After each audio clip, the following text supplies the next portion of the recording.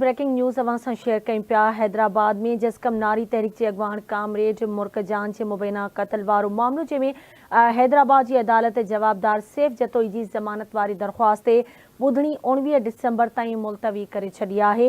Case जो मुख्य जवाबदार सैफ जतोई ऐं शफ़ीक जतोई पक्की ज़मानत लाइ एडिशनल सेशन जज जी अदालत में पेश थिया, जॾहिं त केस जो फ़रियादी मुर्कजान पीरज़ाद जो वालिद जान मोहम्मद चाचो अब्दुल हकीम पंहिंजे वकील सां गॾु अदालत में पेश थिया। अहम ख़बर अवां खे ॾियूं पिया। हैदराबाद मां जसकम नारी तहरीक जे अॻवान कामरेड मुर्कजान जे मुबैना क़त्ल वारो मामलो हैदराबाद जी अदालत जवाबदार सैफ जतोई जी ज़मानत वारी दरख़्वास्त ते ॿुधणी 19 डिसंबर ताईं मुलतवी करे छॾी आहे। केस जो मुख्य जवाबदार सैफ जतोई ऐं शफ़ीक जतोई पक्की ज़मानत लाइ एडिशनल सेशन जज जी अदालत में पेश थिया। केस जो फ़रियादी मुर्कजान पीरज़ादो जो वालिद जान मोहम्मद चाचो अब्दुल हकीम पंहिंजे वकील सां गॾु अदालत में पेश थिया।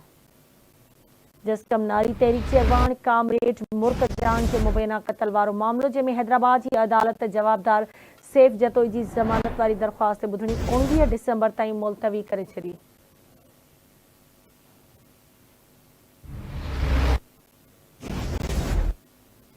तफ़सील मालूम कंदासीं हैदराबाद में आवाज़ न्यूज़ जे रिपोर्टर नसीर चन्ना खां। जी नसीर, कहिड़ा तफ़सील आहिनि इन हवाले सां आगाह कजो।